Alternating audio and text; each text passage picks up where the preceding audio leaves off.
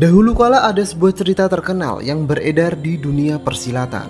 Barang siapa yang mempunyai golok pembunuh naga dan pedang langit akan menguasai dunia. Maka terjadilah perebutan dan perburuan dua pusaka itu, sampai datang di mana dua pusaka itu tak diketahui keberadaannya. Suatu ketika salah satu dari pusaka itu kembali muncul di tempat terpencil, dan seperti biasa terjadilah perebutan.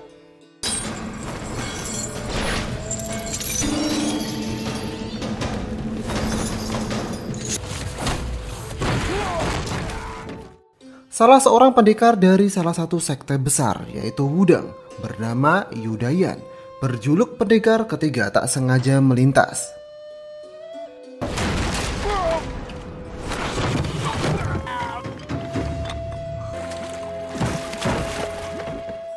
Karena prinsip-prinsip keadilannya, dia kemudian membantu dan menolong orang yang hampir terbunuh, dan otomatis membawa golok pembunuh naga itu bersamanya. Tapi saat itu walau Yudayan mengetahui bahwa itu golok pembunuh naga, dia tak menginginkannya dan menganggap itu hanya cerita fiktif saja. Bukannya Yudayan mendapatkan terima kasih, malah Yudayan dianggap ingin juga merebut golok itu dan ingin dibunuh. Saat itulah tiba-tiba sekelompok orang datang ingin merebut golok itu. Mereka dari sekte Pasir Laut, sekte yang terbilang cukup kecil. Alih-alih mendapatkannya, golok itu malah terlempar di depan Yudayan yang bersembunyi. Di waktu yang bersamaan datang kelompok Yin Yewang dari sekte Elang Langit, sehingga orang-orang dari sekte Pasir Laut dibantai habis. Karena tak menemukan golok itu juga, orang-orang dari sekte Elang Langit kemudian pergi. Merasa kondisi sudah aman, Yudayan kemudian ingin cepat-cepat pergi dan berencana akan membawa golok itu kepada gurunya.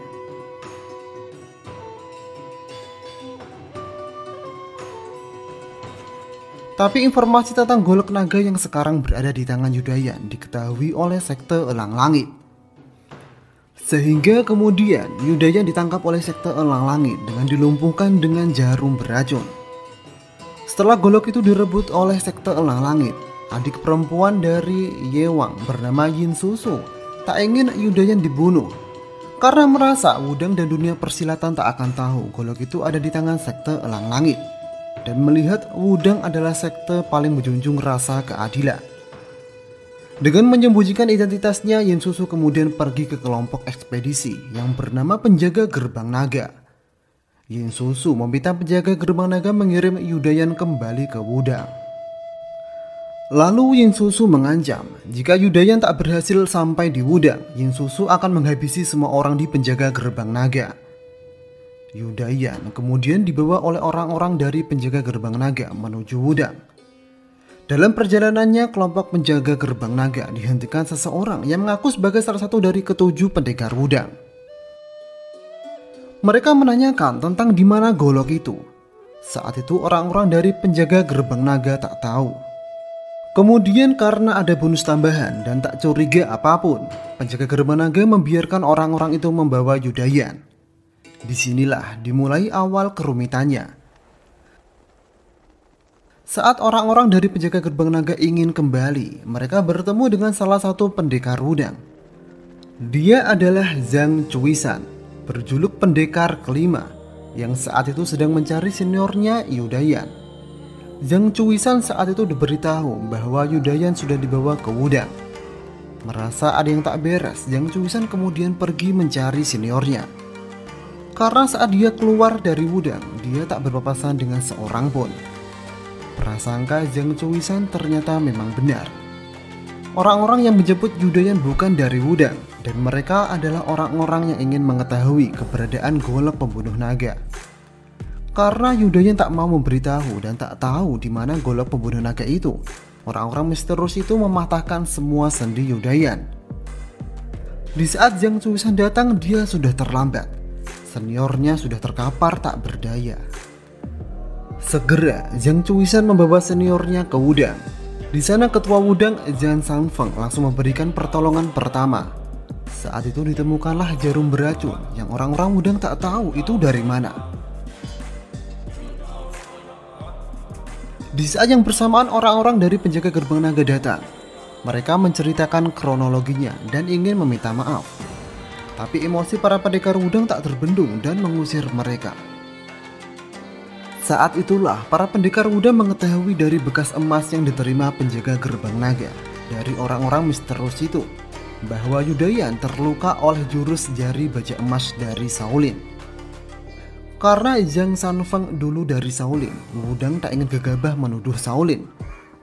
Lalu dalam rangka mencari orang-orang misterius yang telah mencelakai kakak yang paling disayanginya, pendekar kelima Zhang Chuisan bergerak sendiri menyelidikinya.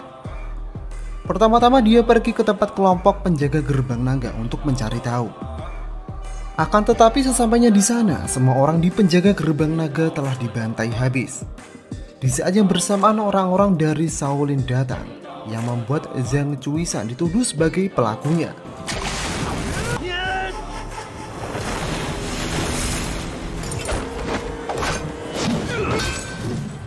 Tiba-tiba dari balik bayang-bayang ada seseorang yang membantu Zhang Chuisan, sehingga Zhang Chuisan dapat lolos dari kepungan biksu Shaolin.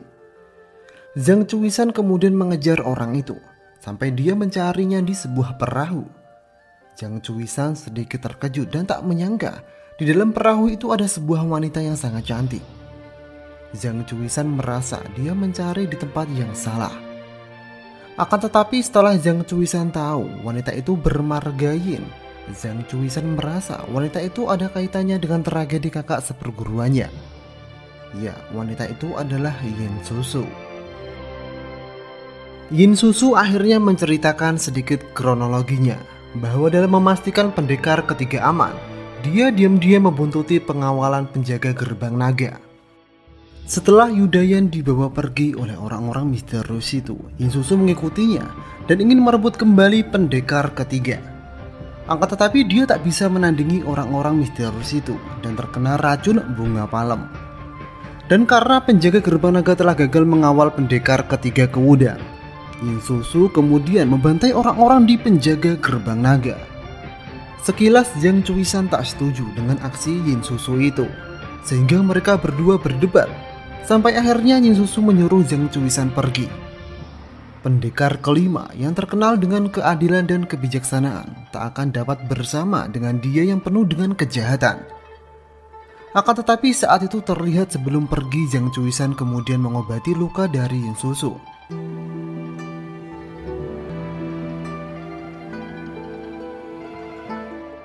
Setelah itu besoknya, sekte Elang Langit mengadakan pertemuan di Gunung Wangpang. Mereka mengumumkan telah mendapatkan pusaka golok pembunuh naga dan secara sepihak akan mencaplok sekte-sekte kecil seperti aliran pasir laut, perguruan tinju sakti, dan aliran paus besar yang membuat banyak orang tak terima. Di tengah-tengah perseteruan itu datanglah Zhang Chuisan. Diketahui dia datang karena golok pembunuh naga ada kaitannya dengan tragedi Yudayan. Akan tetapi sebelum dia mengetahui kejelasannya, tiba-tiba datang lagi seseorang yang membuat semua orang ketar-ketir. Dia adalah Sisun, si Raja Singa Emas yang sangat terkenal dengan kehebatannya. Dia adalah salah satu keempat raja penjaga sekte Ming. Dia datang karena ingin merebut golok pembunuh naga. Dia merasa dialah yang paling pantas, dan kemudian akan membunuh semua orang yang ada di pulau Gunung Wangpang untuk menghilangkan informasi keberadaan golok pembunuh naga. Zhang Chuisan merasa tak bisa diam saja, apalagi golok itu berkaitan dengan tragedi seniornya. Maka dari itu Zhang Chuisan mengajak Sisun untuk bertarung, dan saat itu Sisun juga setuju. Jika Zhang Chuisan kalah, Zhang Chuisan akan menyerahkan nyawanya. Tapi jika Zhang Chuisan menang, Zhang Chuisan berharap Sisun tak membunuh orang-orang di sana.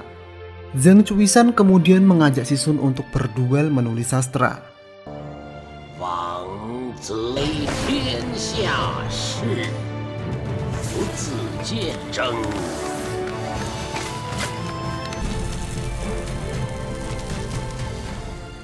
Dengan kemampuan dan tulisan yang sangat luar biasa, Zhang Chuisan membuat Sisun sangat kagum. Bahkan langsung mengaku kalah saat itu juga. Setelah itu walau nyawa Zhang Chuisan, Yin Susu dan orang-orang di sana dibiarkan hidup, Si Sun membawa Zhang Chuisan dan Yin Susu pergi, dan kemudian menghancurkan semua kapal serta melukai orang-orang di pulau itu, dan dibiarkan mati dengan sendirinya. Lalu si Sun membawa Zhang Chuisan dan Yin Susu ke dalam kapal yang semua awak kapalnya bisu dan tuli.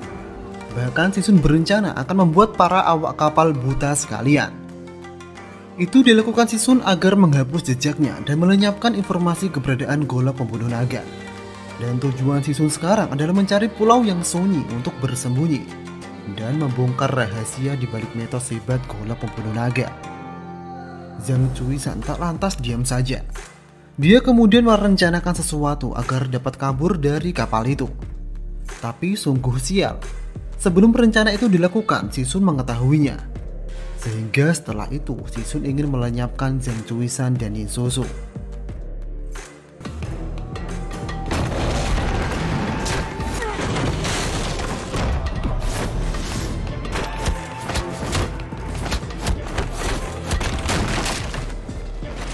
Beruntung dengan bantuan Yin Susu, si Sun dapat dihentikan dengan membuat mata si Sun menjadi buta. Akan tetapi karena si Sun terus mengamuk, membuat kapal yang mereka tumpangi hancur dan karam.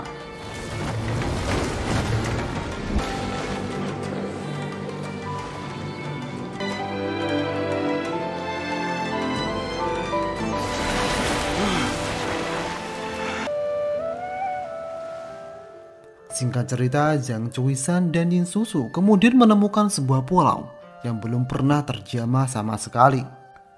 Pulau itu penuh salju dingin dan terdapat gunung Merapi di tengahnya, sehingga mereka berdua menyebut pulau itu Pulau Es Api. Setelah itu ternyata di antara mereka berdua sama-sama menaruh perasaan yang sama. Ya, rasa cinta itu ada pada mereka. Dengan melupakan perselisihan antara sekte baik dan sekte jahat, Zhang Chuisan dan Yin Susu kemudian mengucapkan janji suci pernikahan di pulau itu. Mereka tak begitu memikirkan cara mereka kembali ke daratan tengah atau daratan Han. Setelah itu, hari-hari Yin Susu dan Zhang Chuisan kini selalu dipenuhi kebahagiaan. Sampai suatu ketika, saat Zhang Chuisan berjalan di pesisir laut, dia menemukan tubuh seseorang. Ternyata dia adalah si Sun. Tanpa memikirkan bahayanya nanti, Zhang Chuisan kemudian menolong si Sun. Setelah itu, karena merasa bersalah telah membuat si Sun buta, Zhang Chuisan dan Yin Susu berjanji akan membalas dengan merawat si Sun selamanya saat berada di Pulau Es Api. Waktu pun kembali berjalan. Setelah beberapa bulan, Yin Susu kemudian hamil, dan beberapa hari kemudian Yin Susu akan melahirkan. Disinilah kekhawatiran mereka berdua muncul. Belakangan ini si Sun menunjukkan gelagat aneh. Dia selalu mengamuk dengan golok pembunuh naganya. Hingga akhirnya kekhawatiran itu benar-benar terjadi. Saat Yin Susu di tengah-tengah persalinan, si Sun mulai mengamuk kembali dan berbicara akan membalas dendam gurunya. Zhang Chuisan yang saat itu di sana sekuat tenaga menghentikan si Sun. Sampai akhirnya amukan si Sun berhenti saat anak Yin Susu dan Zhang Chuisan lahir. Si Sun teringat akan keluarganya. Kemudian dia menceritakan sedikit kisah hidupnya. Bahwa dulu semua keluarganya telah dibunuh oleh gurunya bernama Cheng Kun. Istrinya diperkosa, bahkan anak si Sun yang saat itu bayi juga dibunuh. Dalam rencana balas dendamnya, si Sun kemudian melakukan banyak pembunuhan untuk mencari keberadaan Cheng Kun. Sebelum itu, si Sun juga merampas kitab jurus dari sekte Kong Tong, yaitu Tunju Tinju Sakti. Dan jurus-jurus itulah yang membuatnya kadang menjadi gila dan emosi. Pernah suatu ketika, si Sun bertemu dengan pemimpin Shaolin bernama Kong Jian.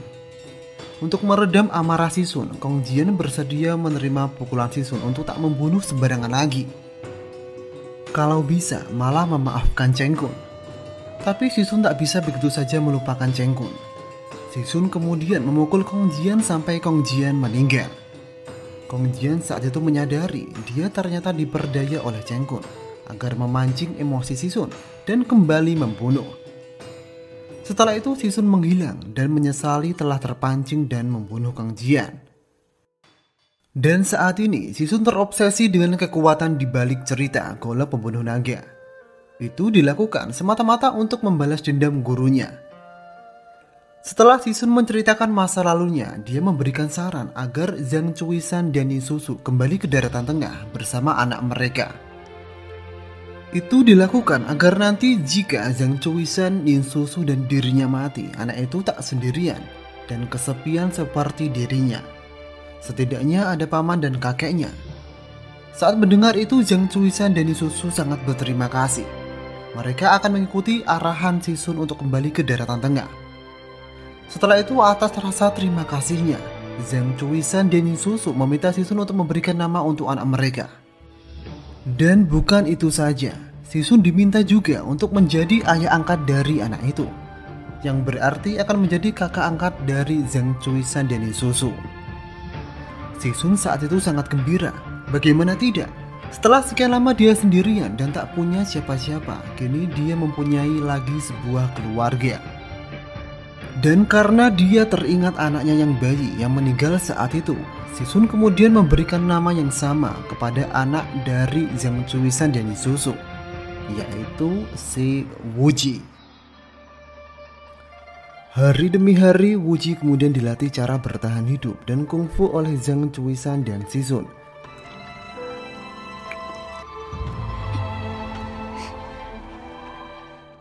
Sampai hari yang ditunggu-tunggu tiba. Ya, angin menuju selatan telah berhembus. Inilah saatnya mereka semua kembali ke daratan tengah. Akan tetapi saat persiapan sudah selesai dan mau berangkat, Sisun menyatakan bahwa ia akan tetap tinggal di Pulau Es Api. Dia belum menemukan rahasia di balik golok itu. Walau Zhang Chuisan, Yin Susu dan si Wuji memaksanya, Sisun tetap bersikeras tinggal. Dia kemudian berpesan ke si Wuji agar menggunakan marga ayah kandungnya saat berada di daratan tengah, agar rahasia Sisun di Pulau Es Api tetap terjaga. Sehingga Sisun Wuji berganti nama menjadi Zhang Wuji. Setelah berpamitan, Zhang Chuisan, Yin Susu dan Wuji segera menuju ke daratan tengah. Di tengah-tengah perjalanannya mereka menemukan kapal dari sekte Elang Langit. Saat itu sekte Elang Langit sedang berseteru dengan orang dari sekte Kunlun, yaitu si Huazi dan Wei Xinyang. Dan tak diduga saat Zhang Chuisan, Yin Susu dan Wuji naik ke kapal itu, mereka bertemu dengan Yu Lianzhou. Dia adalah salah satu dari ketujuh pendekar pedang Wudang yang bergelar pendekar kedua. Karena Yin Yewang dan Yu Lianzhou sangat bahagia bisa bertemu kembali dengan adik-adiknya, kedua belah pihak kemudian menghentikan perseteruan itu. Bahkan Yu Lianzhou akan mengantarkan Zhang Chuisan, Yin Susu dan Wuji menuju ke Wudang. Sebelum itu, Yu Lianzhou ingin sedikit mendengarkan penjelasan dari Zhang Chuisan dan Yin Susu. Karena kini nama Zhang Chuisan dituduh sebagai pelaku pembantaian seluruh orang dari penjaga gerbang naga. Kemudian akhirnya Zhang Chuisan dan Yin Susu menceritakannya bahwa sebenarnya yang melakukannya adalah Yin Susu, dan itu sudah perjanjian yang harus dibayar karena gagal mengawal pendekar ketiga. Dan Zhang Chuisan saat itu memastikan Yin Susu tak akan membantai lagi. Yin Susu sepenuhnya berubah. Akan tetapi saat itu Yin Susu tak bisa menceritakan bahwa dialah awal dari tragedi Yudayan. Karena dialah yang sebenarnya membuat Yudayan pingsan dengan jarum beracunnya. Dia takut Zhang Chuisan akan membenci dirinya. Setelah mendengar itu, Yu Lianzhou berkata, bagaimanapun sekarang Yin Susu sudah menjadi bagian dari Wudang. Untuk persoalan terbunuhnya para penjaga gerbang naga, Wudang akan ikut bertanggung jawab. Setelah itu, Zhang Chuisan, Yin Susu, Wuji dan Yu Lianzhou bersama-sama pulang ke Wudang. Di dalam perjalanan mereka bertemu dengan tentara Mongol yang arogan terhadap rakyat. Diketahui saat ini daratan tengah dikuasai oleh pemerintahan dinasti Yuan yang berasal dari Mongolia. Melihat kekerasan itu, Zhang Chuisan dan Yu Lianzhou tak bisa diam saja. Mereka kemudian menghentikan para prajurit itu. Naasnya, saat itu Zhang Wuji yang tak dijaga kemudian dibawa pergi oleh seseorang. Karena saat itu mereka semua gagal merebut Wuji, dan Yu Lianzhou juga mengalami luka yang lumayan parah. Mereka kemudian berencana kembali ke Wudang dulu. dan meminta pertolongan Zhang Sanfeng. Setibanya di Wudang, Zhang Chuisan disambut gembira karena 10 tahun tak ada kabar, dan kehadiran Yin Susu juga tak begitu dipermasalahkan oleh saudara pendekar Wudang. Akan tetapi ada salah satu pendekar Wudang yang tak begitu suka kehadiran Yin Susu. Dia adalah Ying Tingling, pendekar ke-6 Wudang. Alasannya adalah karena Yin Susu dari sekte Elang Langit, dan sekte Elang Langit adalah pecahan dari sekte Ming. Dan alasan lain adalah dulu tunangan pendekar ke-6 telah direbut oleh petinggi sekte Ming yang berposisi sebagai penasihat Kiri Agung. Di daratan tengah terdapat beberapa sekte besar. Di antara mereka kemudian menyebut diri mereka sebagai kubu sekte baik, yang terdiri dari Shaolin, Wudang, Emei, Kunlun, Huanshan, dan Gongtong. Dan mereka secara sepihak menyebut sekte Ming sebagai sekte iblis atau sekte jahat. Sekte Ming sendiri adalah sekte yang berasal dari Persia. Dulu sekte itu sangatlah besar, bahkan ke-6 sekte baik tak dapat mengalahkan sekte Ming. Akan tetapi setelah ketua sekte Ming menghilang, sekte Ming kemudian terpecah, dan salah satunya adalah sekte Elang Langit. Setelah itu Zhang Chuisan dan Yin Susu menghadap kepada Zhang Sanfeng. Zhang Sanfeng saat itu tak mempermasalahkan kehadiran Yin Susu. Bahkan dia sangat menyambut baik Yin Susu. Di sana Zhang Chuisan memohon agar gurunya mau menolong Zhang Wuji.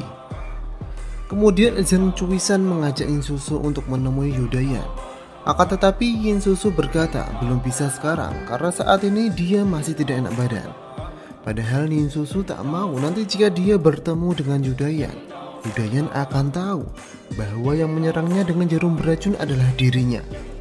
Diketahui setelah tragedi itu, Yudayan kini lumpuh total karena semua sendinya kini hancur dan tak bisa disembuhkan.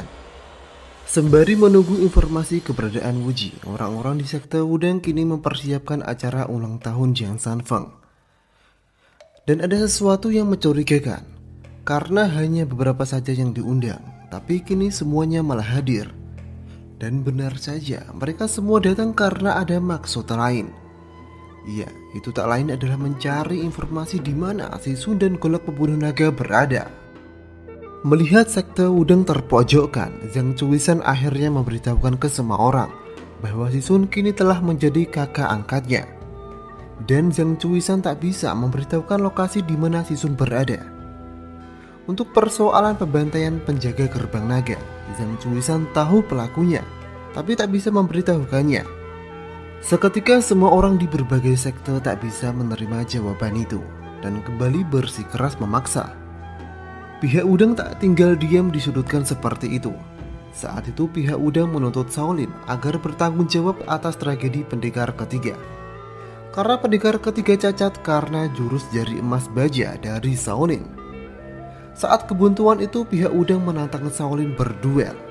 7 pendekar Wudang akan melawan biksu Shaolin. Jika Wudang menang, Wudang meminta Shaolin memimpin sekte lain untuk pergi dari Wudang dan jangan mengganggu lagi.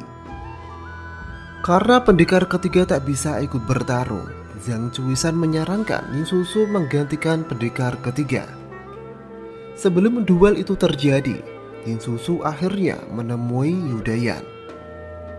Di saat mendengar suara Yin Susu, Yudayan langsung sadar bahwa yang membuatnya pingsan dengan jarum beracun itu adalah Yin Susu. Tapi saat itu Yudayan mencoba meredam emosinya dan mencoba ikhlas. Itu semua masa lalu dan kini Yudayan tak ingin merusak kebahagiaan adik seperguruannya itu. Akan tetapi di lain sisi Yin Susu tak mau menyembunyikan rahasianya lagi. Dia akhirnya membuka rahasianya kepada seluruh saudara pendekar Wudang bahwa dialah awal dari tragedi itu dan siap untuk menyerahkan nyawanya. Sontak seketika membuat Zhang Chuisan sangat emosi. Tapi dia tak bisa membunuh wanita yang sangat ia cintai. Bagaimanapun bukan Yin Susu yang menghancurkan semua sendi Yudayan. Tapi walaupun begitu, dia bingung bagaimana bertanggung jawab atas hal itu. Zhang Chuisan kemudian keluar menemui semua orang dan berkata akan bertanggung jawab penuh atas semua permasalahan ini. Pada akhirnya ini semua tentang mendapatkan golok pembunuh naga. Zhang Chuisan kemudian bersujud kepada gurunya dan meminta agar dapat menolong Wu Ji dan merawatnya dengan baik. Kemudian dengan pedang yang ada di tangannya, Zhang Chuisan kemudian memilih bunuh diri daripada mengkhianati kakak angkatnya.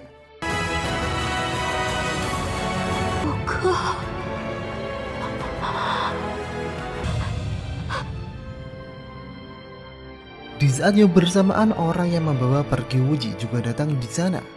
Kemungkinan Wu Ji digunakan mengancam Zhang Chuisan dan Yin Susu untuk memberitahukan di mana si Sun berada. Akan tetapi sebelum itu terjadi, Zhang Sanfeng kemudian berhasil merebut Wu Ji. Dan akhirnya Wu Ji dapat bertemu kembali dengan ibunya.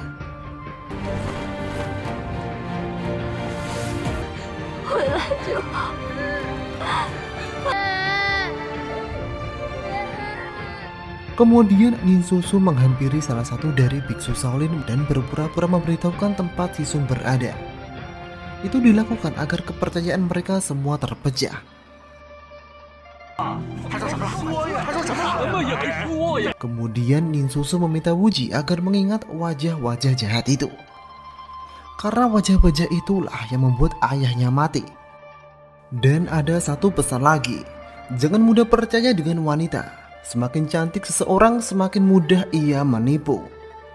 Disusul, tubuh Yin Susu terkapar di atas tubuh Zhang Chuisan. Ternyata Yin Susu memilih ikut bunuh diri untuk menghilangkan informasi keberadaan Raja Singa Emas. Penderitaan Wu Ji tak sampai di situ. Ternyata setelah ia diselamatkan oleh Zhang Sanfeng, dia sempat dilukai oleh orang misterius itu. Tubuh Wu Ji seperti terbakar, tapi di lain sisi dia merasa sangat kedinginan, bahkan sampai ke tulangnya.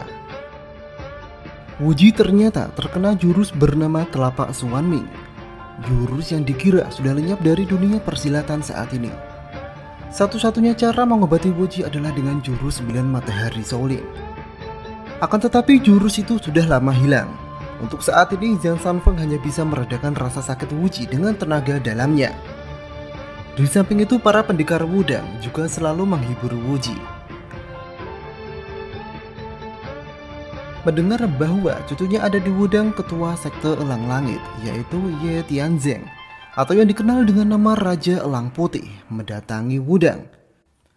Bersama Ye Wang, dia bermaksud ingin membawa Wu Ji ke sekte Elang Langit. Bagaimanapun darah keluarga kandung Wu Ji sekarang ada di sekte Elang Langit. Akan tetapi dari pihak Wudang menolaknya, karena wasiat terakhir Zhang Chuisan adalah merawat dan membesarkan Wu Ji di Wudang bersama Zhang Sanfeng.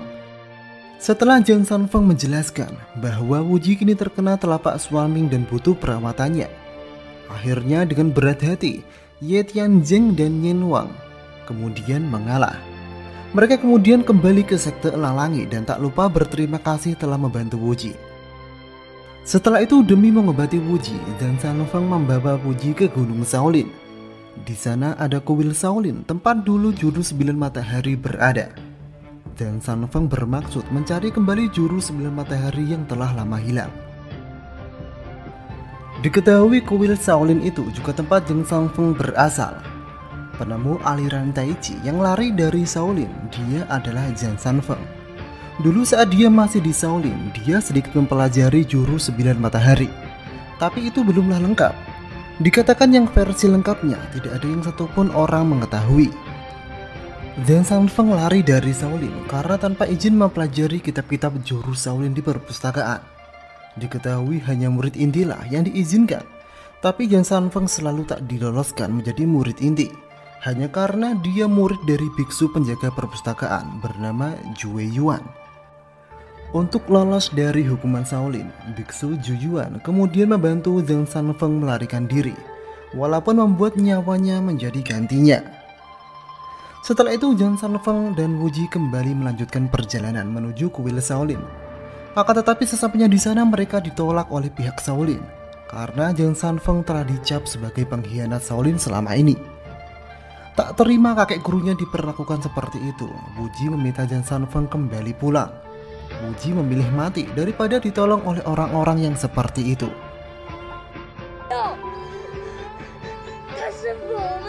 Di tengah-tengah perjalanan kembali ke Wudang, Wu Ji diam-diam pergi meninggalkan Zhang Sanfeng.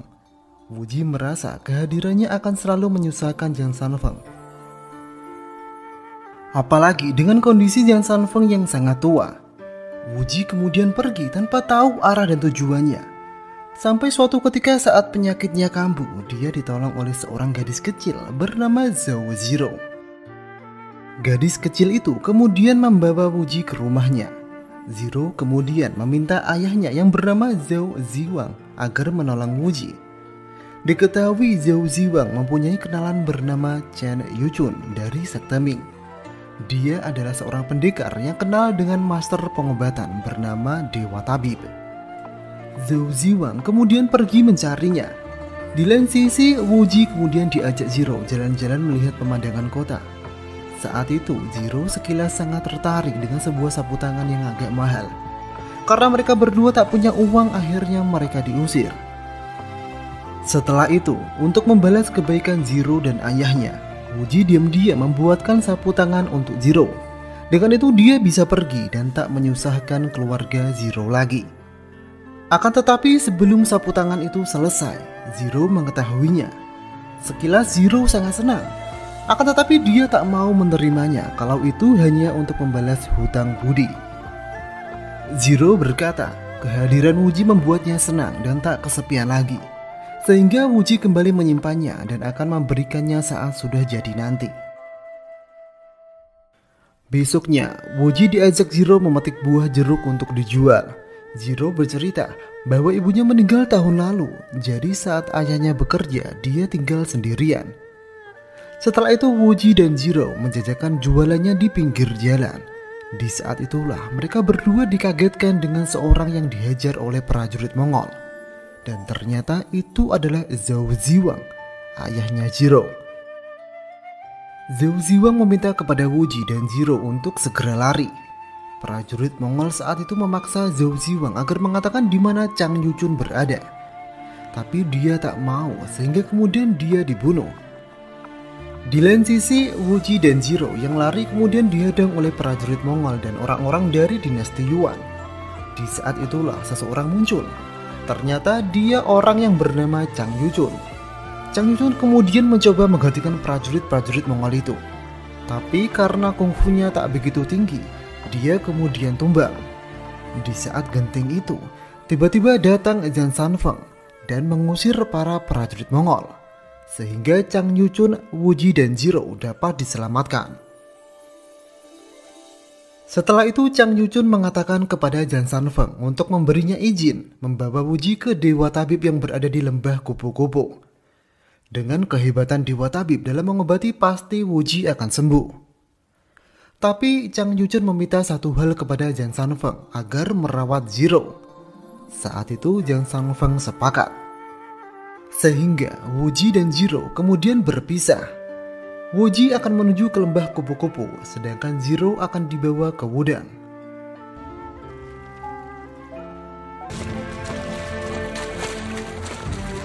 Setelah berhari-hari menempuh perjalanan, akhirnya Wuji dan Chang Yuchun sampai di kediaman Hu Qingyu.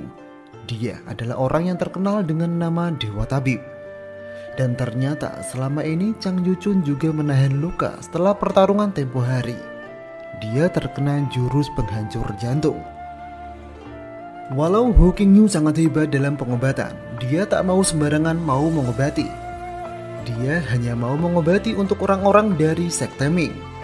Itu dikarenakan masa lalu Hu Qingyu.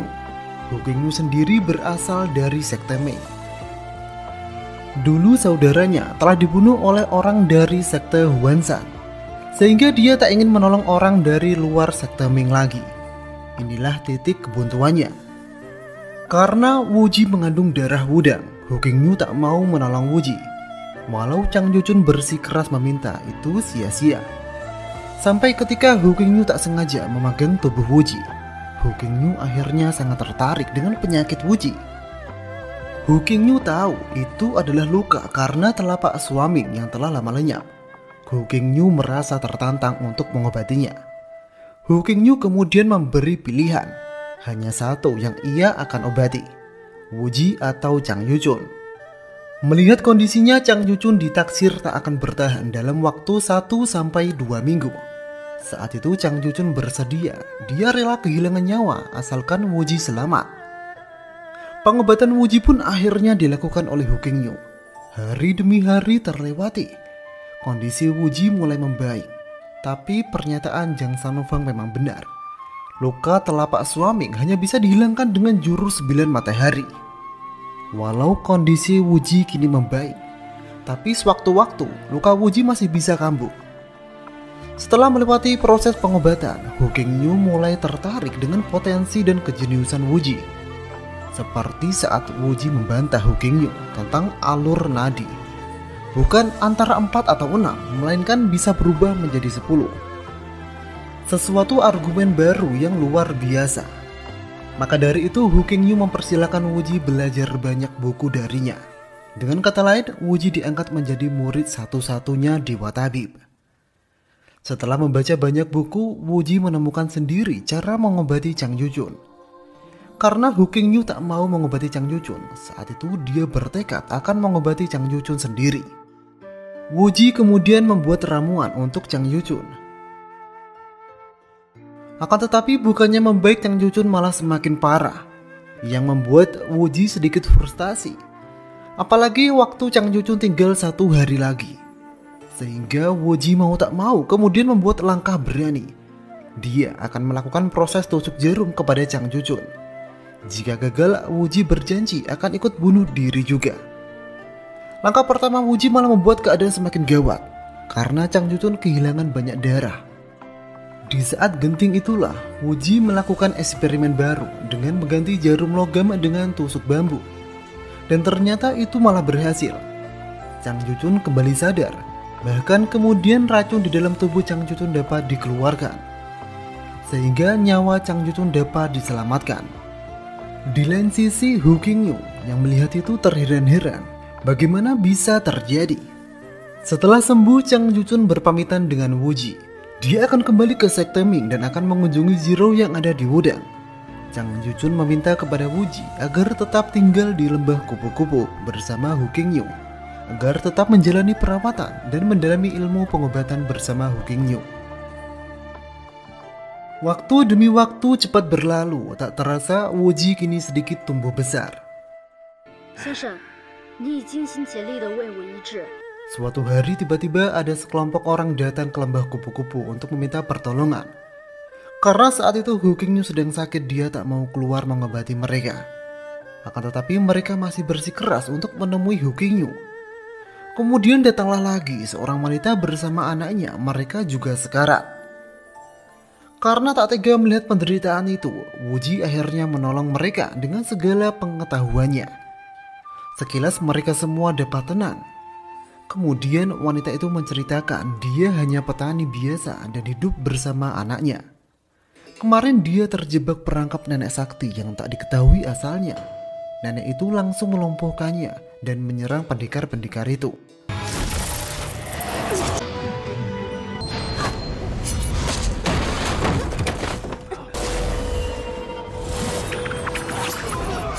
Kemudian nenek itu meracuni mereka semua dan menyuruh mereka untuk meminta bantuan Dewa Tabib yang ada di lembah kupu-kupu.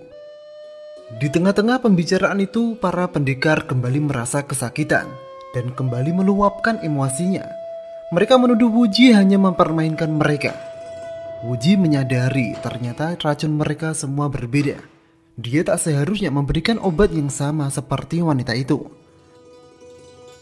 Wuji kemudian mencoba menganalisa gejala-gejala yang berbeda itu untuk meracik obat dan kembali memberikan kepada mereka. Sekilas semuanya aman. Tapi setelah itu mereka merasakan panas dan gatal di seluruh tubuh. Sontak mereka kembali emosi dan ingin meluapkannya kepada Wuji. Di saat itulah wanita misterius itu menghentikan mereka. Mereka sedikit terkejut. Bagaimana bisa seorang petani dapat menggunakan kungfu dari Sekte Imei? Mereka semua menduga wanita itu adalah Ji Xiaofu, salah seorang murid Sekte Imei yang telah lama menghilang. Tak ingin berbicara lebih tentang rahasianya, wanita itu kemudian mengajak masuk Wuji. Wuji tak menyangka wanita itu adalah Bibi Xiaofu, tunangan dari paman keenamnya. Dulu saat Wuji berada di Wudang, dia sedikit tahu bahwa paman keenamnya Ying Tingling sangat depresi setelah tunangannya menghilang dan dikabarkan sampai saat ini terus menunggunya. Saat itu, akhirnya wanita tersebut menceritakan masa lalunya. Dia adalah Ji Xiaofu, salah satu murid sekte Emei. Suatu hari saat rombongan sekte Emei hendak kembali, mereka bertemu dengan salah satu orang dari sekte Ming bernama Yang Xiao. Dia adalah penasihat kiri sekte Ming atau utusan kiri. Karena ada dendam masa lalu, ketua sekte Emei bernama Miju mengajak Yang Xiao untuk bertarung.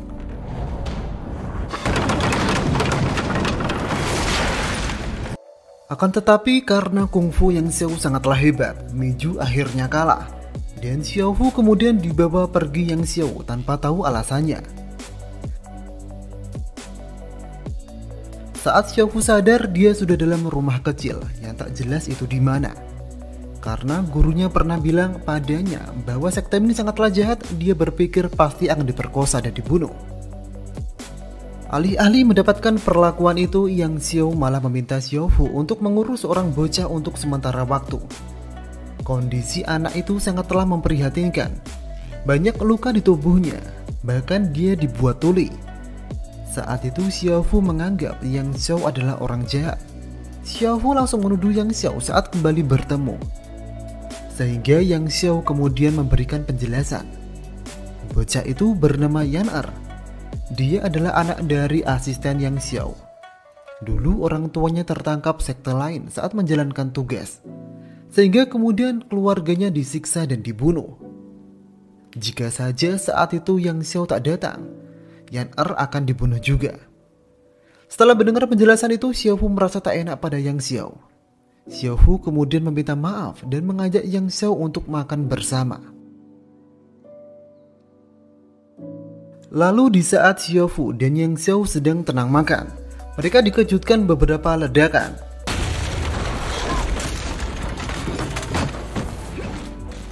Disusul beberapa orang datang. Mereka adalah salah satu dari fraksi 5 elemen sekte Ming yang dipimpin oleh seorang bernama Sai Kelly. Sai Kelly memendam dendam kepada Yang Xiao karena Yang Xiao membiarkan saudaranya mati dibunuh sekte lain. Karena itulah Sai Kelly ingin membunuh Yang Xiao. Saat Yang Xiao ingin menggantikan Sai Kelly, tiba-tiba tubuh Yang Xiao merasa sakit. Ternyata arak yang diminum Yang Xiao sudah diracuni Sai Kelly. Sehingga Yang Xiao kemudian kabur bersama Xiaofu dan Yan Er. Sampai Yang Xiao berada di ujung jalan di tepi sungai.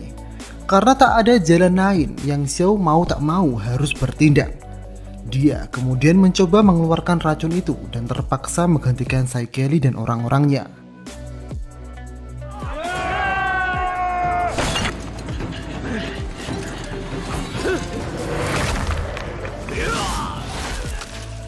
Kemudian Yang Xiao menjelaskannya, Yan Er adalah putri dari Jiang Bowe. Dan yang tak diketahui semua orang, istri Jiang Bowe adalah saudara perempuan Sai Kelly. Saat keluarga Jiang ditangkap oleh sekte lain, kakak Sai Kelly langsung datang menyelamatkannya. Akan tetapi dia malah ikut terbunuh.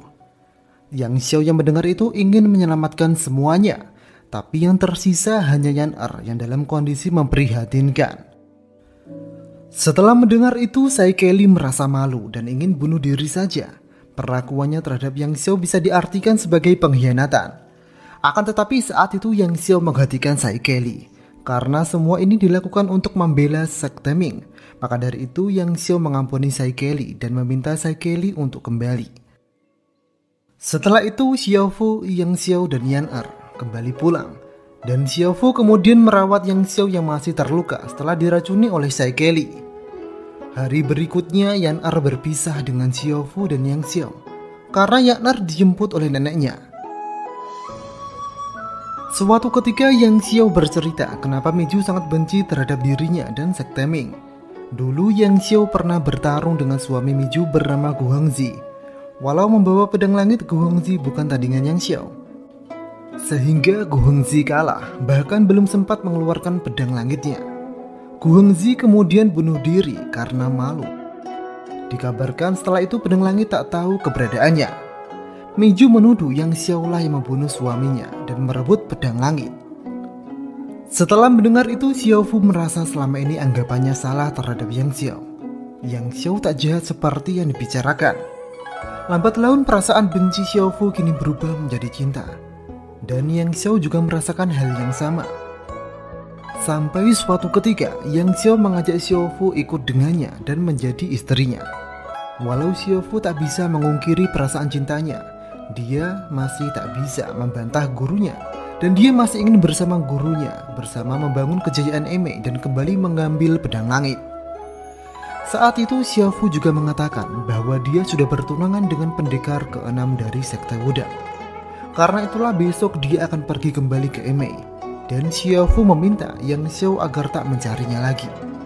Kalau sampai Yang Xiao mencarinya, dia akan bunuh diri. Dengan berat hati kemudian Yang Xiao melepaskan Xiaofu. Sebelum itu Yang Xiao memberikan giok merah sekte Ming. Jika suatu hari nanti Xiaofu butuh bantuan, Yang Xiao akan selalu ada. Itulah masa lalu Xiaofu. Ternyata Xiaofu tak kembali ke Eme karena jika ia kembali dia akan memperkeruh keadaan antara Miju dan Yang Xiao. Xiaofu kemudian menitipkan permintaan maafnya kepada Wuji untuk pendekar ke-6. Dan anak yang menemani Xiaofu ke lembah kupu-kupu itu adalah anak Xiaofu dengan Yang Xiao yang diberi nama Bu Hui, yang artinya tanpa penyesalan. Setelah mendengar masa lalu Xiaofu, Wuji dapat memahami itu semua. Untuk saat ini Wuji masih harus meracik obat lagi untuk mengobati para pendekar yang kesakitan. Setelah Wuji memeriksanya lagi, dia menemukan kesalahannya. Dia terlalu berlebihan menggunakan dosis ramuan, sehingga membuat efek yang tak baik. Maka dari itu Wuji mencoba memperbaikinya. Dan benar saja, setelah Wuji memperbaiki ramuannya, para pendekar merasa baikan. Tiba-tiba malam itu mereka kedatangan orang tak dikenal. Dengan bantuan Xiaofu, Wuji dapat menangkap orang itu dan melepaskan Hu Qingyu dari ikatan. Ternyata dia adalah seorang wanita yang diketahui bernama Nanggo. Dan ternyata dia adalah istri dari Hu Qingyu. Kedatangannya adalah untuk meracuni Hu Qingyu. Kenapa dia melakukannya? Alasannya adalah Nanggo terkenal dengan sebutan master racun, sedangkan Hu Qingyu adalah master pengobatan. Setelah mereka menikah, mereka selalu terobsesi dengan pencapaian. Setiap hari mereka berdua mencari racun yang tak bisa diobati. Tapi selalu saja Hu Qingyu dapat menemukan obatnya. Sampai suatu saat, Nanggo mencari racun paling mematikan untuk menguji Hu Qingyu lagi. Setelah lama ia pergi, kini ia kembali. Dan inilah saatnya. Nanggo sudah meracuni dirinya sendiri dengan racun paling mematikan. Racun itu bernama racun 3 hama, 3 gulma. Jika Hu Qingyu tak bisa membuat obatnya segera, Nanggo akan mati. Tapi saat itu Hu Qingyu mengatakan dia tak akan tahu obatnya. Maka dari itu dia akan ikut meminum racun itu dan mati bersama dengan istrinya.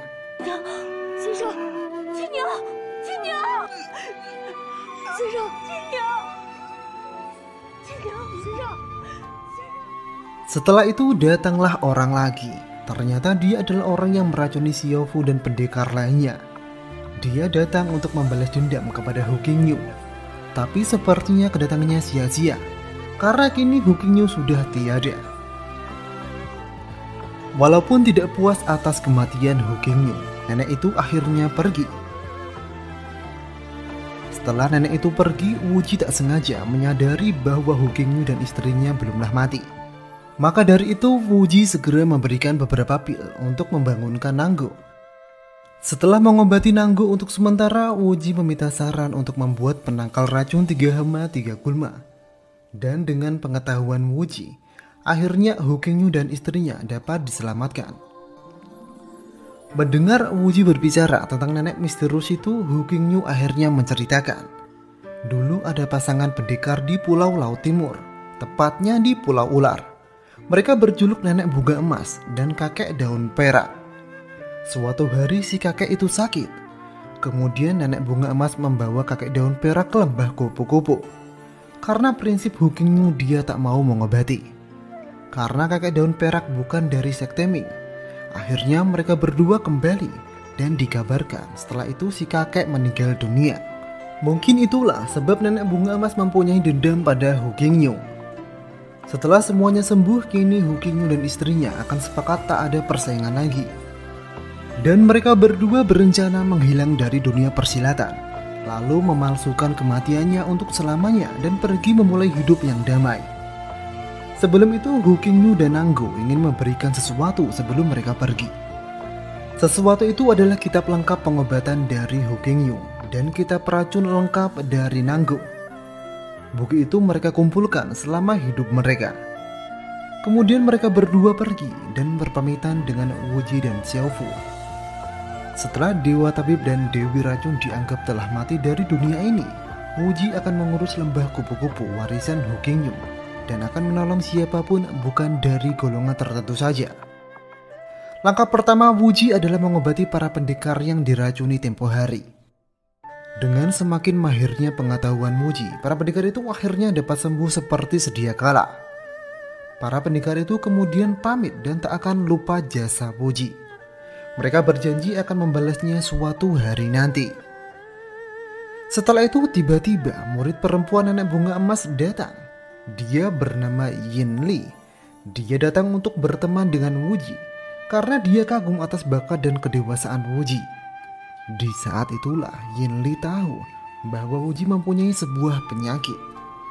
Yin Li kemudian kembali menemui gurunya dan memohon agar menyembuhkan Wuji dan mengangkatnya sebagai seorang murid. Setelah mendengar penjelasan Yin Li, nenek bunga emas menemui Wuji. Nenek bunga emas tak menyangka bahwa Wuji terkena telapak Xuanming, sehingga saat itu juga dia mengetahui bahwa Wuji adalah anak dari Zhang Chuisan, yang pastinya mengetahui di mana Golok Pembunuh Naga berada. Wuji yang mengetahui maksud buruk nenek bunga emas menolak menjadi murid. Akan tetapi nenek bunga emas tetap memaksa Wuji, bahkan dengan kekerasan. Beruntung kemudian Xiaofu datang membantu Wuji, sehingga Wuji dapat lari.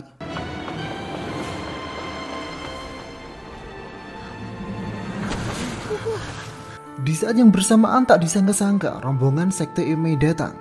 Mereka ternyata selama ini mencari Xiaofu. Mungkin karena informasi yang menyebar, mereka akhirnya tahu keberadaan Xiaofu.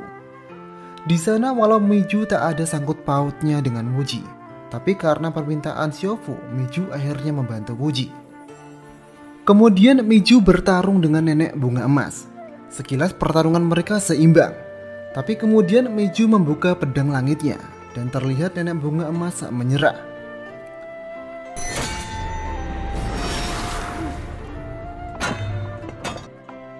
Akan tetapi Yin Li yang terlanjur sayang kepada Wuji tak mau melepaskan Wuji. Yin Li masih mau memaksa Wuji agar ikut bersamanya. Alhasil Wuji spontan menggigit tangan Yin Li, yang membuat nenek bunga emas mengajak Yin Li untuk pulang.